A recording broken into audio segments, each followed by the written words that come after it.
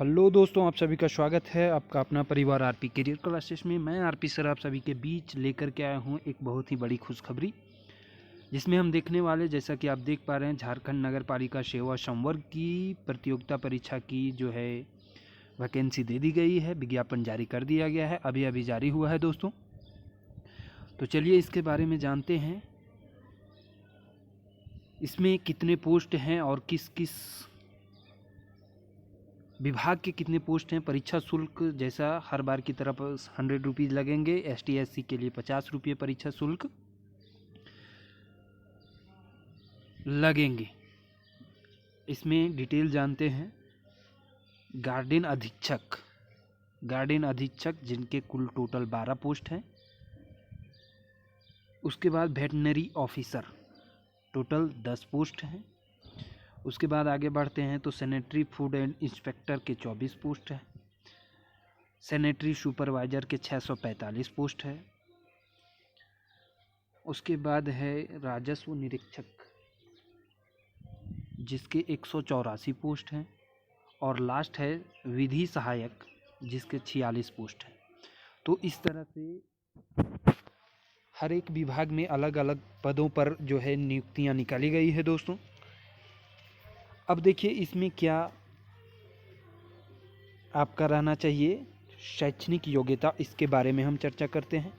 जो गार्डन अधीक्षक है, अराजपत्रित पोस्ट है समूह ग का, पे मैट्रिक्स लेवल 6 है।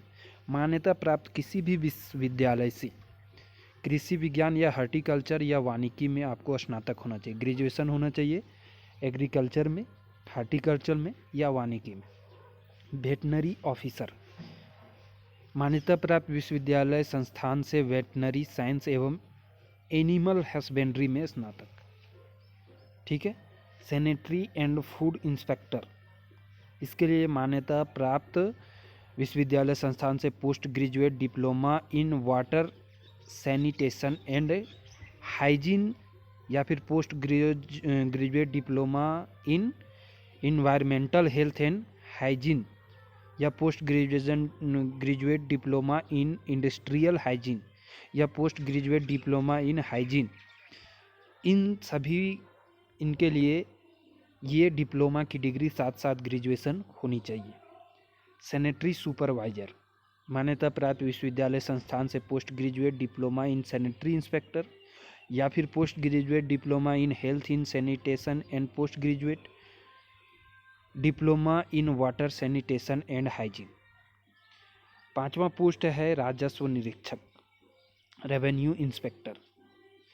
इसके लिए आपको मान्यता प्राप्त विश्वविद्यालय से, इसका पे मैट्रिक्स लेवल 4 है। मान्यता प्राप्त विश्वविद्यालय से संस्थान में वाणिज्य, अर्थशास्त्र, गणित और सांख्यिकी में स्नातक होना चाहिए। यानी ग्रेजुएशन जो होना चाहिए आपका सब्जेक्ट है इकोनॉमिक्स, कॉमर्स, मैथमेटिक्स और स्टैटिक्स। विधि सहायक पोस्ट के लिए मान्यता प्राप्त विश्वविद्यालय संस्थान से विधि में स्नातक होना चाहिए, यानी आपका लॉ में ग्रेजुएशन होना चाहिए, ठीक है। ये थी न्यूनतम शैक्षणिक योग्यता। पोस्ट तो आप देख ही लिए, पे मैट्रिक्स लेवल उसके सामने लिखे गए हैं। अब हम देखते हैं आयु सीमा। आयु सीमा की गणना निम्नलिखित पोस्टों के लिए अलग अलग है ना, लेकिन न्यूनतम उम्र की जो सीमा है वो 1/8/23 से है और अधिकतम उम्र की सीमा है 1/8/19 से गणना की जाएगी, ठीक है, ठीक है।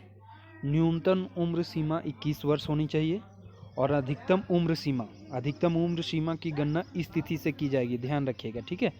तो अधिकतम उम्र सीमा जनरल के लिए 35 वर्ष, OBC 1, OBC 2 पुरुष के लिए 37 वर्ष, महिला और इसके साथ महिला सभी का, ST SC OBC जनरल सभी का 38 वर्ष और अनुसूचित जाति एवं अनुसूचित जनजाति पुरुष एवं महिला का उम्र सीमा होना चाहिए 40 वर्ष, ठीक है दोस्तों। तो ये थी उम्र सीमा। अब हम देखेंगे कि कब से ये ऑनलाइन किया जाएगा, ठीक है। बाकी एक एक चीज़ पर हम अलग अलग से सेपरेट वीडियो बनाएंगे कि कौन कौन सा पोस्ट के लिए क्या क्या आपको ये करना है। ऑनलाइन की तिथि जो दी गई है,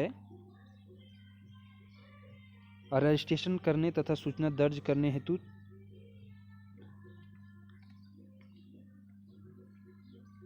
कब से है, 20/6/2023 से लेकर के 19/7/2023 मध्य रात्रि तक। परीक्षा भुगतान करने की तिथि 21/7/2023 तक। फ़ोटो सिग्नेचर अपलोड करने की तिथि जो है या फिर प्रिंट आउट लेने की तिथि है वो 23/7/2023 की मध्य रात्रि तक है। ठीक है, इसमें यदि कुछ गलती हो जाती है उसमें संशोधन करने की तो 25/7 से 27/7 के बीच में आप इसमें संशोधन कर सकते हैं। भुगतान की प्रक्रिया तो ये होगा। अब हम देखते हैं परीक्षा का स्वरूप। परीक्षा का स्वरूप, परीक्षा एक ही परीक्षा होगी जिसे हम मुख्य परीक्षा कहते हैं। ठीक है, और इसमें कितने पालियों में होगी, 3 पालियों में होगी और 3 पत्र होंगे। इसमें विषय रहेंगे, पहला पत्र भाषा ज्ञान, जिसमें 60 प्रश्न हिंदी के और 60 प्रश्न अंग्रेजी के रहेंगे। अवधि 2 घंटा का रहेगा, कुल 120 प्रश्न रहेंगे। इसमें केवल क्वालिफाइंग ये रहेगा हर बार की भांति। पेपर 1 जो है केवल क्वालिफाइंग रहेगा, जिसमें 30% अंक लाना अनिवार्य है। ठीक है, जिसे मेधा निर्धारण में नहीं जोड़ा जाएगा, मेधा सूची के लिए ये नहीं जोड़ा जाएगा। दूसरा पेपर रहेगा जो लैंग्वेज पेपर है, जिसमें हिंदी, अंग्रेजी, उर्दू, संथाली, बांग्ला, मुंडारी, हो, खड़िया, कुड़ुक, कुरमाली, खोरठा, नागपुरी, पंच परगनिया, उड़िया इत्यादि इसमें शामिल रहेंगे। ठीक है, और तीसरा पेपर जो होगा वो होगा सामान्य ज्ञान की परीक्षा। कुल प्रश्न 150 की, परीक्षा अवधि 2 घंटा 30 मिनट यानी 2.5 घंटे की रहेगी, जिसमें से आपको करना है विशिष्ट विषय, यानी जिस विषय के लिए आप इसे चूज करते हैं तो वो जो भी विषय आपका रहेगा अपने सब्जेक्ट से 100 प्रश्न, समान अध्ययन से 20 प्रश्न, सामान्य गणित से 20 प्रश्न और समान विज्ञान से 10 प्रश्न। ये हो गए टोटल 150 प्रश्न। ये मेधा सूची निर्धारण में पेपर 2 और पेपर 3 से जोड़ करके आपका मेधा सूची का निर्धारण किया जाएगा। समान अध्ययन का 20 प्रश्न, सामान्य गणित 20 प्रश्न और समान विज्ञान 10 प्रश्न। बाकी 100 प्रश्न जो रहेगा वो आपके सब्जेक्ट से रहेगा। यदि आप जिस विभाग में डिप्लोमा किए हैं या फिर पोस्ट ग्रेजुएट हैं, जिस पोस्ट के लिए आप भरे हैं उस पोस्ट के अनुसार आपका जो सब्जेक्ट है वो सब्जेक्ट के अनुसार आपका पेपर रहेगा। ठीक है दोस्तों, तो ये जानकारी यहीं तक। अब हम अगले सेपरेट वीडियो में देखेंगे कि आपको हिंदी भाषा में क्या क्या पढ़ना है और खोरठा भाषा में क्या क्या पढ़ना है। सेपरेट एक अलग अलग वीडियो इसका लाएंगे। ठीक है दोस्तों, थैंक यू, धन्यवाद।